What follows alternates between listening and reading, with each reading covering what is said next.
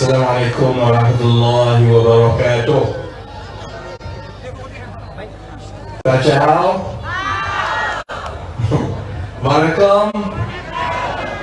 Alhamdulillahi rabbil alamin, wassalatu wassalamu ala asyrafil anbiya'i wal mursalin wa ala alihi wa sahbihi ajma'in. Rabbi shrah li sadri wa yassir li amri wa hlul 'uqdatam min lisani yafqahu qawli. Saudara Saiful, saudara kursi majlis, sahabat-sahabat yang telah mengambil pentas sebelum ini, calon-calon kita, Dr. Sophie ada, tadi saya tengok Datuk Sivaraj ada, tapi calon satu dia kena panggang, jangan panggang dua-dua dia. Sahabat saudara-saudari yang hadir pada malam ini, kita ada satu hari saja lagi sebelum pengundian di Padang Serai akan berlaku pada hari Rabu. Sudah tentu pilihan raya kecil Padang Serai ini dia tak sama macam pilihan raya yang lain. Dia berlaku dalam suasana yang tidak pernah berlaku sebelum ini. Selama ini saya seorang ni ceramah tertera ni kan. 3 minggu lepas, sudah tentu kita tak pernah terfikir yang amat berhormat Datuk Seri Dr. Zahid Amini akan berceramah atas pentas kita. Sama juga, saya ada kawan-kawan yang hantar mesej tanya apa perasaan duduk dalam satu kabinet, Datuk Seri Anwar di tengah, kemudian sebelah kanan dia Datuk Seri Zahid, kemudian saudara Luk saya, kemudian sebelah saya Toman. Saya harap kita semua faham, yang hadir, yang ada di Padang Serai, yang menonton di luar, saya faham bahawa dalam tempoh 2 minggu ini sebahagian besar rakyat Malaysia terpinga-pinga apa yang jadi. Sebab ini tak pernah masuk dalam sebarang perancangan pun. Sudah tentu dalam pilihan raya umum yang lepas, kita mungkin rasa lama lah, jadi sebenarnya baru 2 minggu habis pilihan raya umum ni. Kita mungkin rasa pelik sekarang sebab 2 minggu lepas masa kita ramai-ramai masuk pilihan raya umum, masing-masing masuk dengan tujuan masing-masing. Pakatan Harapan masuk dengan cubaan untuk memenangi majoriti dan membentuk kerajaan. Barisan Nasional pun masuk dengan niat yang sama. No, belum apa-apa Datuk dah. Sudah tentu masa itu kita langsung tak terfikir bahawa 2 minggu lepas keputusan pilihan raya umum keluar, keadaan dia jadi macam sekarang. Sebab itu bila saya ditanya perasaan, kalau wartawan, kalau netizen tanya soalan-soalan tentang contohnya bekerjasama dengan BN, contohnya kita ada rakan-rakan baru dalam Jemaah Menteri, jawapan saya tak mudah. Sama bila orang tanya apa pandangan saya bila Datuk Seri Anwar Ibrahim sebagai Perdana Menteri juga jadi Menteri Kewangan. Saya boleh bercakap dari hati saya. Jawapan saya konsisten bahawa sebenarnya ini keadaan luar biasa. Keadaan yang luar biasa yang kita tak pernah terfikir sebelum ini, yang kita tak pernah jangka sebelum ini. Tapi dalam suasana keadaan yang luar biasa, yang sepatutnya memang kena ada air. Ada air tak? Dah. Selalunya aku tak pernah minta air dia. Padang Serai panas sangat.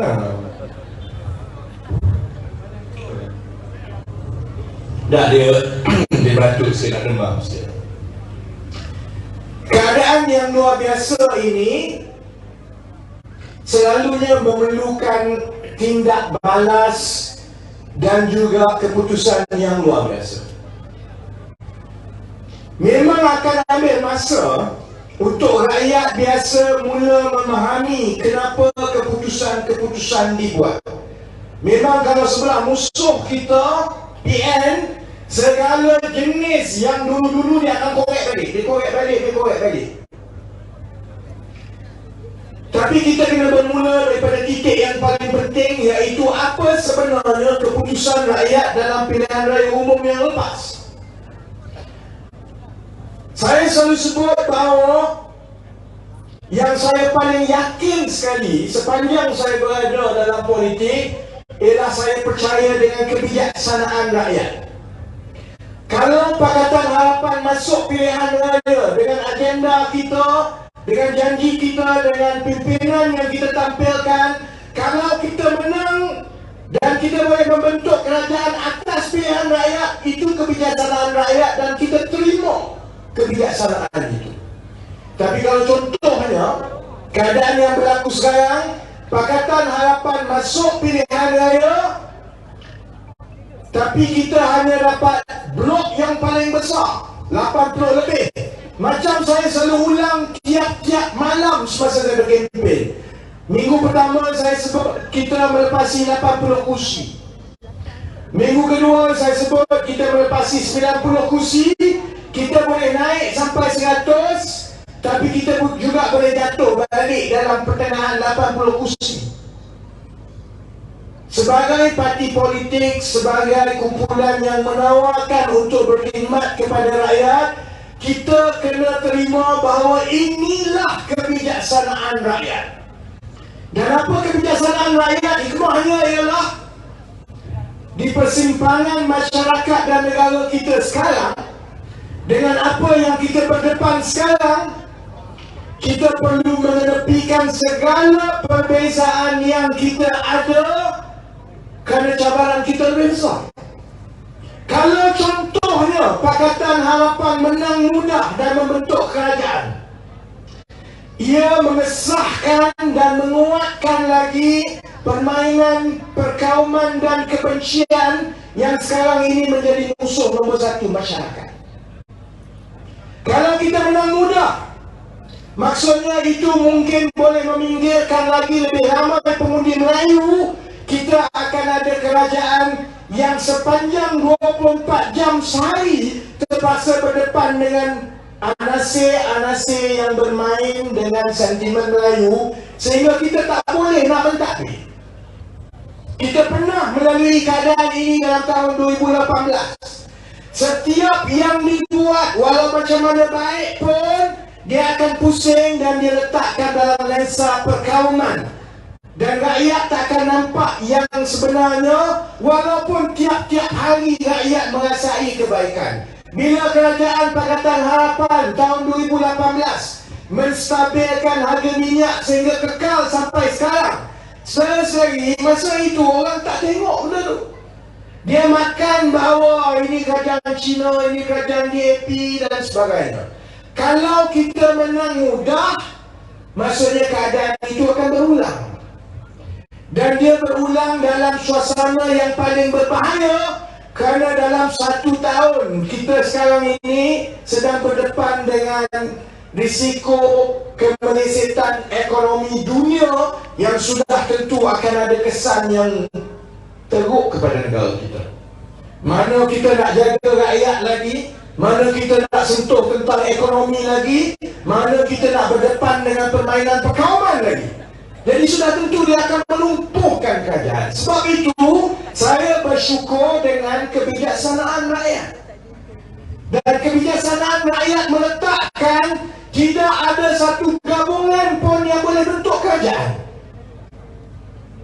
Dan dalam banyak-banyak angka yang Barisan Nasional boleh menang kursi, dia menang 30. Dia tak menang 40, dia tak menang 20. Kalau dia menang 20, lain cerita dia. Kalau dia menang 40, lain cerita dia. Kalau dia menang 40, maksudnya Muhyiddin boleh colik ramai dan boleh bentuk kerajaan tanpa mereka berunding dengan Barisan Nasional sebagai satu blok. Kalau dia menang 20, maksudnya Perikatan Nasional menang 80 lebih. Dan dia boleh bentuk kerajaan dengan dia bergabung dengan yang lain-lain.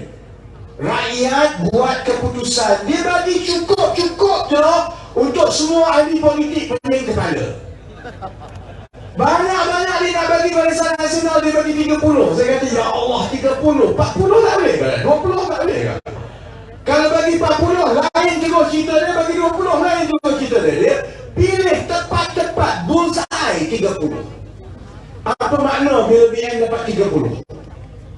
Maksudnya PH pun tak boleh bentuk kerajaan tanpa BN, PN pun tak boleh bentuk kerajaan tanpa BN, saudara-saudari.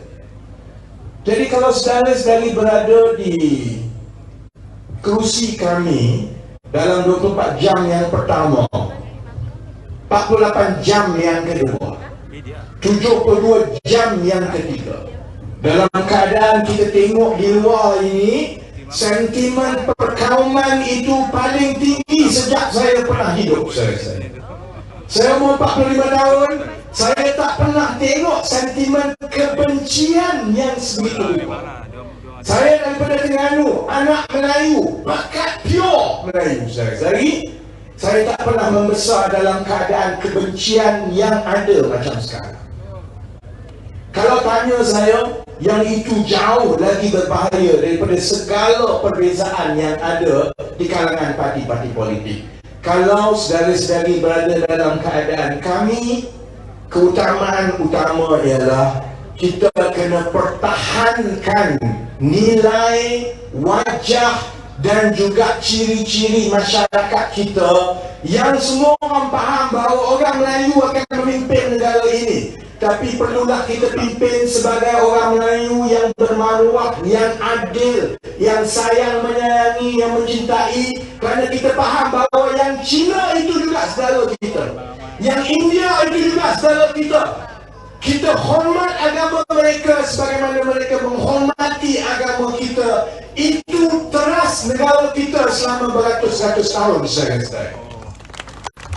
Sebab itu akhirnya kita tengok bahawa perbezaan ini yang paling ketara ialah di satu pihak ialah golongan, kumpulan yang akan mempertahankan nilai dan ciri masyarakat kita. Kita bersaudara, kita sayang menyayangi dan kita faham bahawa untuk menjadi seorang Islam yang baik, kita kena ada hati nurani yang mencintai insan yang lain. Kita tak boleh jadi orang Islam dengan membenci orang lain. Orang selalu tanya saya, kamu ni bukan Melayu ke sebab kamu baik dengan Cina, dengan India? Saya orang Melayu yang datang daripada Terengganu. Bukan Kedah pun, Terengganu ni lagi Melayu dari Kedah tau. Saya diajar, kalau dalam hati kita ini ada kebencian, kita ada daripada kita benci tau. Tak salah, kita tak kenal dia, kita tak tahu nama dia, kita hanya tengok dia Cina, kita benci dia. Kita tak pernah kenal pun cara dia makan, hidup dia macam mana. Kita tengok dia India, kita benci dia. Ada masalah dalam hati kita. Orang yang hati dia penuh dengan kebencian, saudara-saudari, dia tak boleh tumpu benda-benda yang baik. Kebencian itu akan terus ambil tempat dalam hati dia. Daripada kita nak tumpu benda yang baik, nak tolong orang, nak berbakti, nak jadi manusia yang lebih baik, bila lagi banyak kebencian dalam hati kita, kita nampak benda yang buruk saja. Sebab itu saya orang Terengganu, orang Melayu, saya diajar daripada awal lagi soal membenci orang ini ialah penyakit hati. Dan bila ada benda tu dalam hati kita, kita pusing ke mana pun, selalunya susah kita nak buat kerja. Kerana daripada kita memperbaiki diri kita supaya kita jadi lebih baik, kita mula cari salah orang.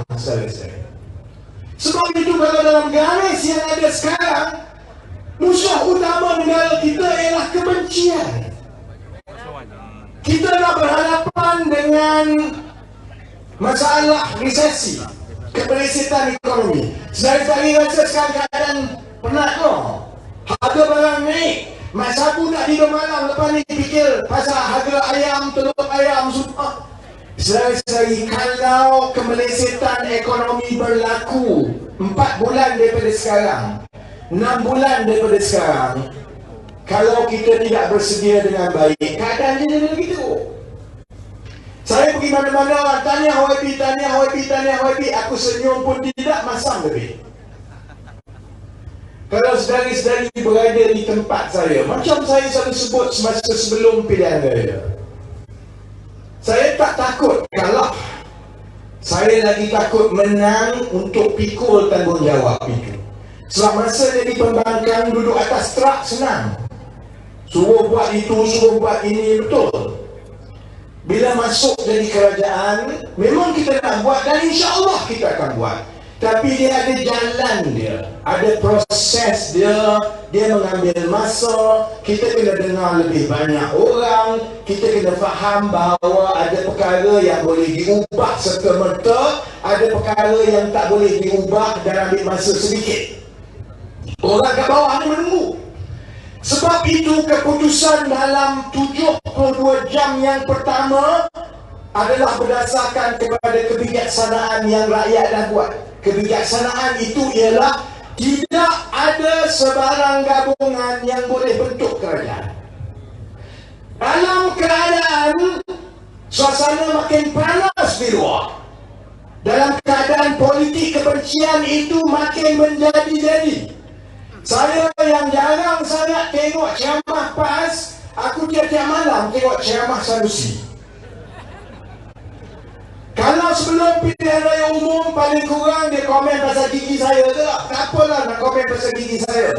Lebih baik komen pasal gigi saya daripada cerita pasal tanah kita telah dirampas. Berapa kali terakhir sekali dengar seorang menteri besar di negara ini bercakap tentang orang bukan Melayu sebagai orang asing yang telah merampas tanah orang Melayu? Selesai. Bila kali terakhir? Saya hidup 45 tahun, tak pernah aku dengar. Saya dengar tiap-tiap malam, tengok tiap-tiap malam. Sakit hati tu sakit hati lah.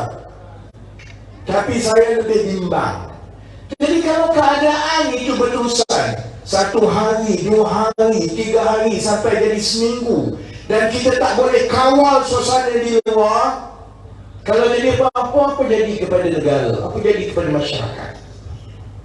Kalau dalam masa 2 minggu banyak perkara yang kita tak pernah terfikir sebelum ini telah terjadi, tanggungjawab kami yang menjadi pimpinan kanan politik parti-parti di negara ini supaya dengan tidak mudah menolak saja segala kemungkinan. Sebab keadaan memang begitu di seluruh dunia.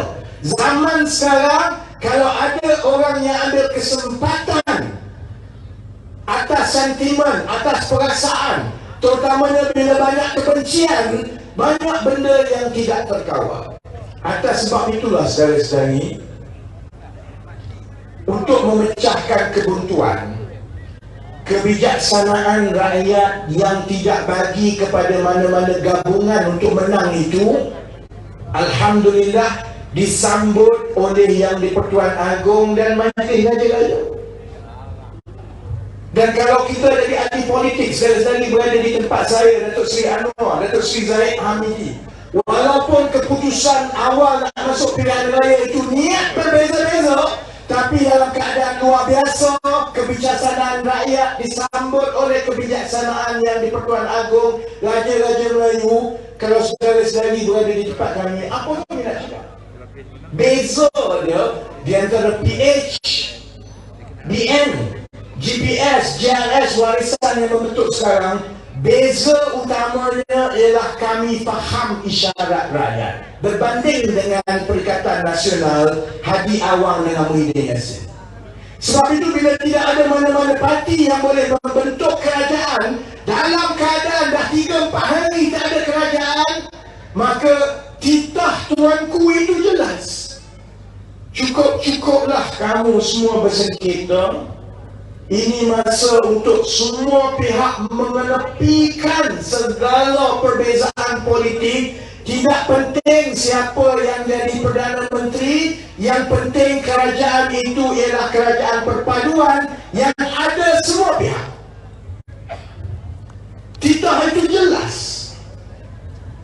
Jadi kalau Datuk Seri Anwar masuk pun kata, tapi saya nak jadi Perdana Menteri, pun tak boleh. awal mereka ialah mereka tak nak masuk mana-mana, mereka nak jadi pembantang. Pun tak boleh, sebab titahnya ialah kena buat kerajaan persekutuan. Beza dia apa dia? PH Akur. BN bila diberitahu kena sokong kerajaan persekutuan supaya kita ada satu kerajaan yang mewakili semua, BN Akur. GPL serah kepada kebijaksanaan tuanku dan mereka terima. Kemudian JRS warisan daripada awal. Hanya ada satu gabungan saja yang kata aku tak nak terima.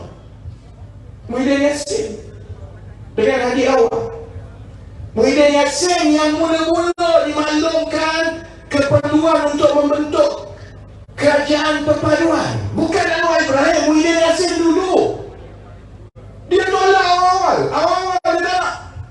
Sebab dia ingat dia patut jadi Perdana Menteri kerana kononnya dia dah cukup nombor 115 orang. Dia cakap kat semua kat belakang ni, yang orang-orang dia budak-budak TikTok ni, aku tunggulah aku buat TikTok setiap hari lepas ni kan.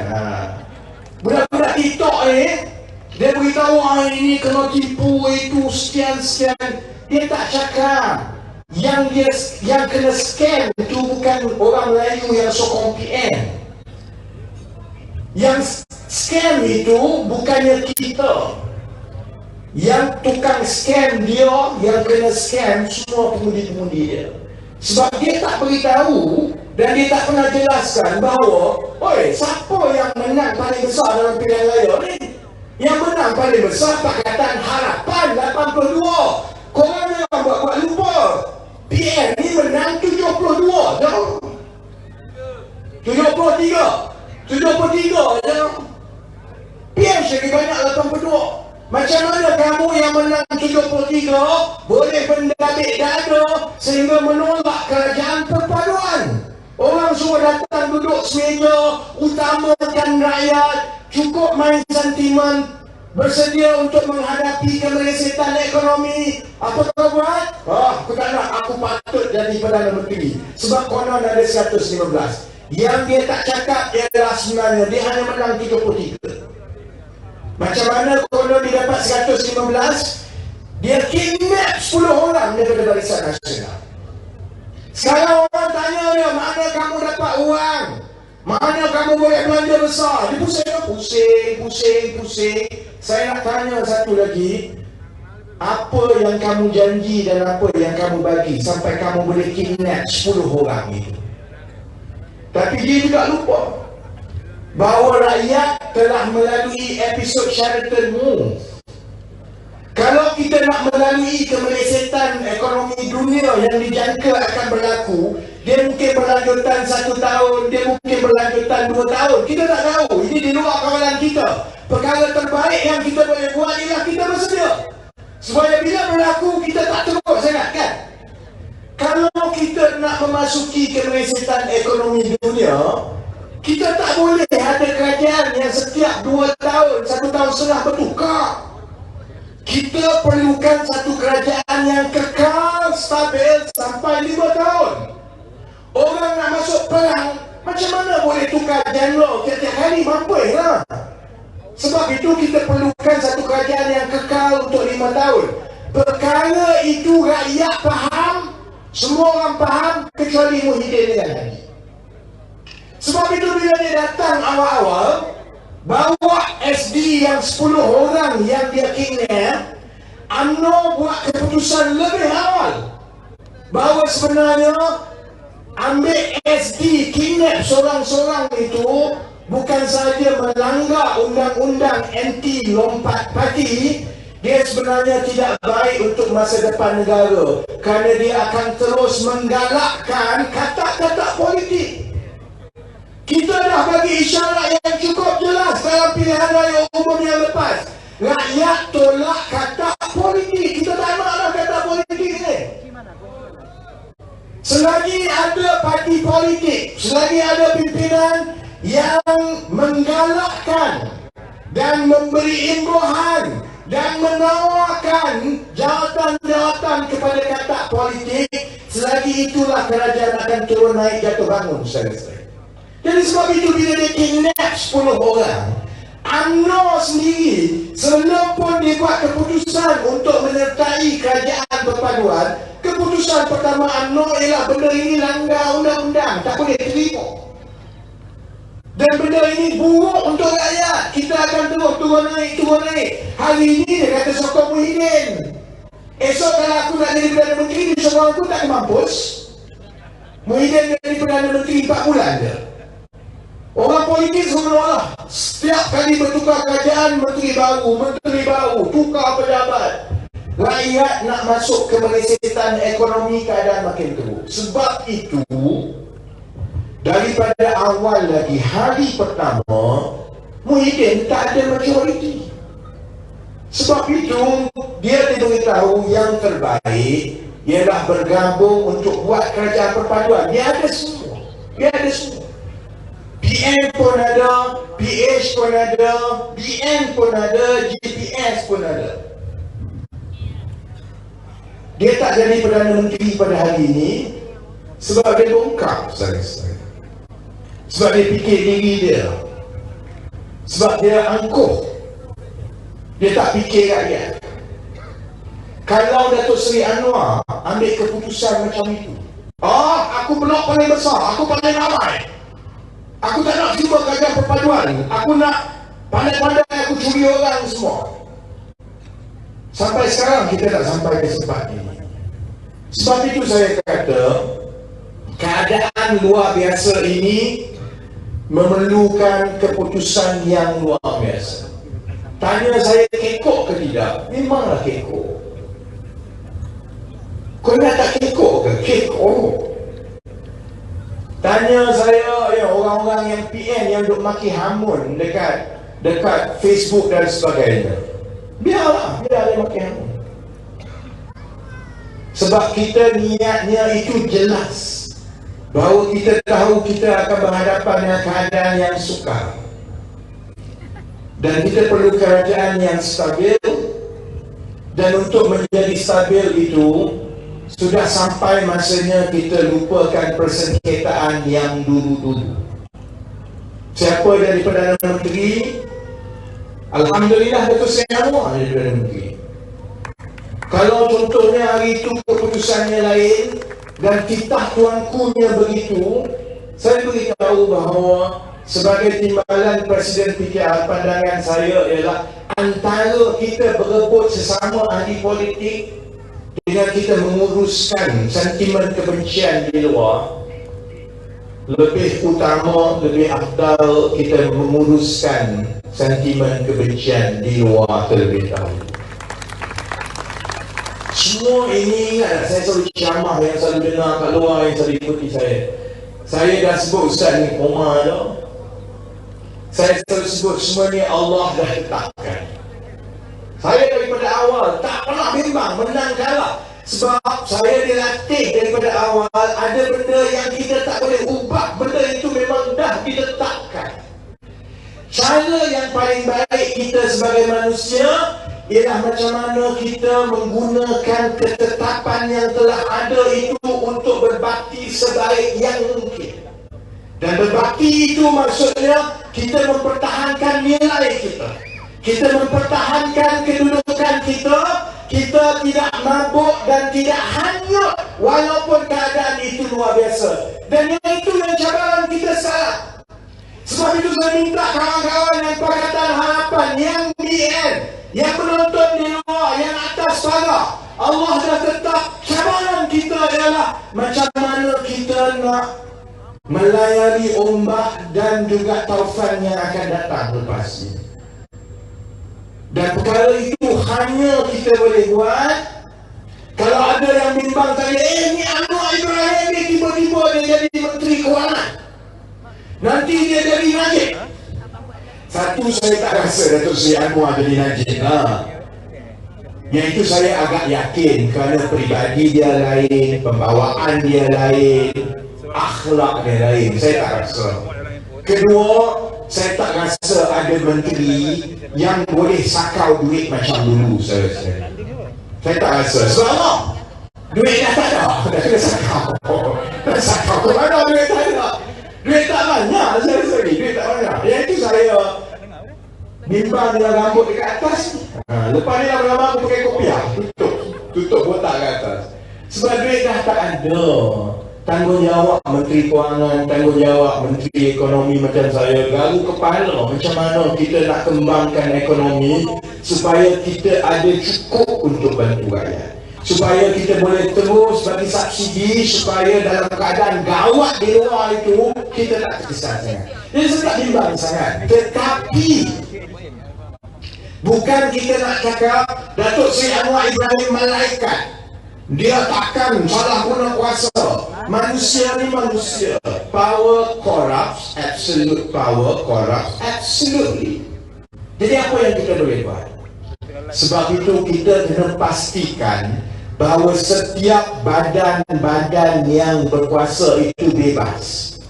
Mana yang ada rekod yang kurang baik, wataknya diragui, rekodnya itu dipersoalkan oleh rakyat, satu demi persatu kita kena kaji dan semak. Kita kena bebaskan semua badan-badan ini supaya kita letakkan orang yang betul-betul akhlak baik, jujur, amanah dan tak takut kepada siapa-siapa, saudara-saudara. Timbang tara itu bukan tara itu yang lebih penting, ialah di badan kehakiman, di badan pendakwa raya, di badan SPRM, di badan semua jabatan-jabatan yang tugasnya bukan mengikut semua yang menteri kata, tetapi juga menjalankan tanggungjawab mengikut akta dan undang-undang. Yang itu saya takkan berubah, saya. Yang itu insya Allah. Orang tanya saya, kenapa kamu dulu cakap lain, sekarang cakap lain? Ya Allah, baru satu hari aku baru masuk ke jabat. Benda itu tetap dalam hati kita, saudara-saudari. Ada perkara yang kita boleh berubah mengikut keadaan, yang keutamaannya kena ikut keadaan luar biasa. Ada perkara prinsip, dan perkara prinsip yang paling utama ialah meletakkan orang yang ikhlas, yang akhlak betul, yang ahlinya, yang tidak takut kepada sesiapa di tempat-tempat yang sepatutnya, supaya kita tidak ada seorang pun, hatta Perdana Menteri pun, yang kuasanya itu dia boleh buat dengan welang-welangnya macam Najib dahulu. InsyaAllah, saudara-saudara. Yang kedua, saya juga kena tahu kenapa insyaAllah Anwar Ibrahim ke saya ke Zaid Hamidi ke tak boleh dah nak buat macam zaman Najib dulu. Sebab ini kerajaan perpaduan. Ini kerajaan perpaduan. Kalau ada satu parti yang rasa bahawa menteri daripada PKR itu, katakanlah Perdana Menteri, dia mula tengok Perdana Menteri ini dah mula kona-kona, dia tak payah nak takut, tak payah nak bimbang, apa dia buat? Dia tarik diri daripada kerajaan, jatuh kerajaan secara sendiri. Kuasa yang ada kepada Datuk Seri Anwar Ibrahim lebih rumit berbanding dengan kuasa yang ada dengan Najib dahulu. Sebab itu saya kata, saya hormati hikmah kebijaksanaan rakyat. Selepas yang berlaku zaman Najib, kemudian Muhyiddin Ismail Sabri Raya kata apa? Aku tak percaya ke mana-mana ahli politik atau parti politik. Aku takkan bagi kuasa penuh kepada mana-mana parti. Mereka perlu bekerjasama dan mereka tak boleh nak bolot 100%, kerana kalau 3 orang, satu parti, 2 parti tarik diri, kerajaan jatuh. Jadi sebab itu walaupun kita banyak yang nak kena ubah satu persatu, tapi insya Allah risiko yang ada sebelum ini tidaklah setinggi risiko-risiko yang sebelum. Sama juga kalau orang tanya saya, kamu dulu kata kalau nak kerjasama dengan UMNO, kamu yang saya orang pertama yang akan bangkit. Memang betul. Itu sebelum pilihan raya. Sebab kita cuba sedaya upaya untuk menang majoriti muda. Masalahnya lepas pilihan raya, tak ada kerajaan. Nak buat macam mana? Sebab itu, bila kita juga tahu kita tak boleh lagi runding dengan individu. Saya tak boleh buat macam yang Muhyiddin nak buat. Kononnya lah jadi bersih. Aku nak unding dengan Hishamuddin saja. Aku tak nak unding dengan UMNO, dengan BN. Supaya aku unding dengan orang tertentu, dia tarik seorang-seorang dia masuk. Sehari kita dah tengok, kalau bentuk kerajaan dengan colek orang satu persatu, kerajaan itu untung. Kita mesti unding parti kepada parti. Tidak cukup dengan unding, kita kena ikat dengan perjanjian parti kepada parti. Sebab itu minggu depan insya-Allah kerajaan perpaduan PH, BN, GPS, Warisan, GLS akan tanda tangan perjanjian kerajaan perpaduan. Supaya kita mengikat semua, setiap parti ni tak boleh nak lari dah. Supaya kalau apa jadi dalam PKR pun, kita akan pertahankan yang kita telah bersetuju. Dan tak cukup untuk ikat, kita juga akan gariskan ini prinsip-prinsip yang ada yang akan digunakan pakai oleh kerajaan perpaduan. Dan saudara-saudari yang menyokong Pakatan Harapan ni selama 20 tahun daripada awal lagi, daripada mana-mana parti atau tidak berparti, bila saudara-saudari baca perjanjian perjanjian kerajaan perpaduan minggu depan, saya yang menulis bersama rakan-rakan lain, saya nak beritahu itu satu perkara yang saya paling bangga sekali. Saya tak bangga jadi menteri, saya tak rasa saya berjaya jadi ahli parlimen. Bila saya tulis dengan kawan-kawan dan dipersetujui oleh BN, InsyaAllah dipersetujui oleh gabungan-gabungan lain, bila saudara-saudari baca minggu depan, saudara-saudari akan rasa tak sia-sia kita berjuang selama 20 tahun. Reformasi bukan untuk menjadi menteri. Reformasi ialah untuk kita meletakkan asas prinsip panduan yang betul kepada masyarakat. Dan asas prinsip panduan itulah yang kita laungkan dalam reformasi. Yang kita nak kebebasan, kita nak amanah, kita nak kecekapan, kita nak semangat insaniah yang mencintai semua orang, yang menghargai, menghormati. Semua itu insya-Allah terkandung di dalam perjanjian kerajaan perpaduan minggu depan. Bila saudara-saudari baca, saya harap saudara-saudari rasa lega dan bangga bahawa usaha kita selama ini 20 tahun tak sia-sia. Kita dah sampai ke arah itu insya-Allah. Jadi saya pun nak kena balik. Yalah, kita kerja esok kan. Dulu senang syarikat saya sendiri, aku nak masuk pun boleh, aku tak nak masuk pun boleh kan. Esok 8 pagi kena panjat. Jadi kena balik. Saya harap kita pertahankan Padang Serai. Saya berdoa supaya rakyat Malaysia yang pelbagai bangsa, yang Melayu, Cina, India, keluar ramai-ramai. Kita undi Pakatan Harapan calon kita Dr. Sophie, kerana dia akan ada kesan yang besar kepada peringkat nasional.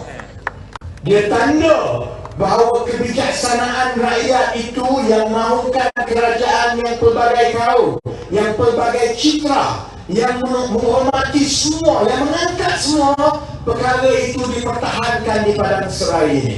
Dan insya-Allah saudara-saudari, macam saya mula-mula kempen dulu 6-7 bulan selepas saya balik daripada lama bercuti, saya kata mula-mula kita kena berlari-lari anak. Kita mula-mula jogging dulu, lari-lari anak. Kemudian kita laju sikit, kemudian kita pecut. Saudara-saudari, insya-Allah dalam tempoh seminggu, 2 minggu, sebulan lepas ini, saya harap saudara-saudari akan dapat lihat bahawa kami mungkin bukan yang terbaik. Keadaan yang ada ini bukan yang kita nak 100%. Tapi insya-Allah saudara-saudari, saya harap kita boleh yakinkan semua bahawa kerajaan perpaduan yang ada hari ini, inilah yang terbaik dengan keadaan yang ada sekarang untuk semua rakyat Malaysia, insya-Allah. Jadi semua letih semua. Saya tahu lah pilihan raya kali ini lama kan, daripada kempen dah sampai 2-3 minggu. Kita buat yang terbaik, saya doa yang terbaik. Tapi pilihan raya negeri Kedah akan berlaku dalam 4-5 bulan daripada sekarang. InsyaAllah saudara-saudari, saya akan terus datang ke Kedah, dan menteri ke tak menteri saudara-saudari, InsyaAllah saya akan terus ada atas truk ini untuk terus kita pastikan kerajaan perpaduan nilai yang kita bawa, kita pertahankan di negeri Kedah ini. Jadi saya minta, walaupun dah habis pilihan raya, dah pukul 15, saya sebut kita kena yakin kita boleh buat. InsyaAllah kita boleh buat. Dulu masa kalah pilihan raya negeri Johor, saya tunggu pun macam inilah. Saya bercakap semua macam tak bersemangat, macam baru makan pukul 12 hari tadi, tak makan malam. Saya sebut kita, saudara-saudari sebut boleh.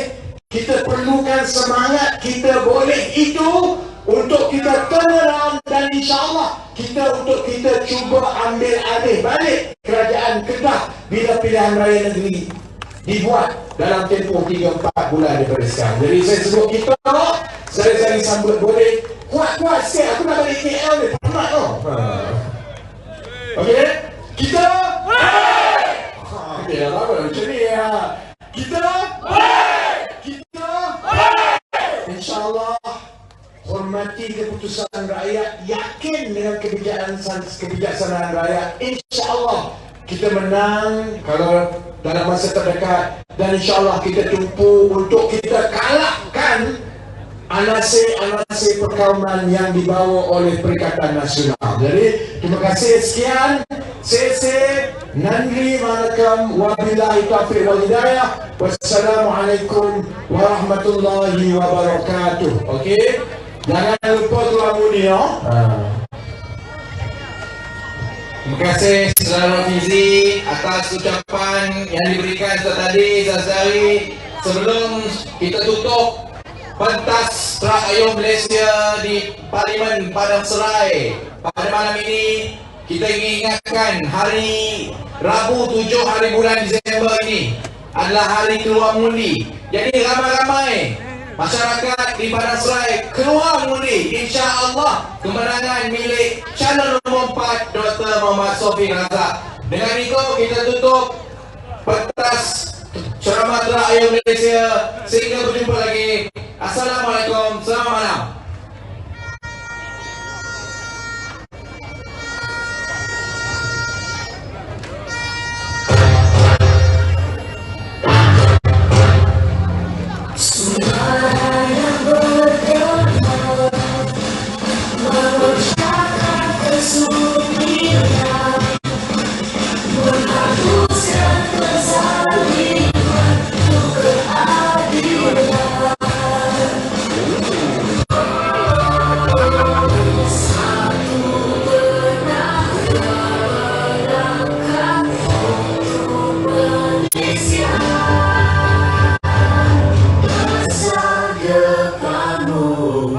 Bersuara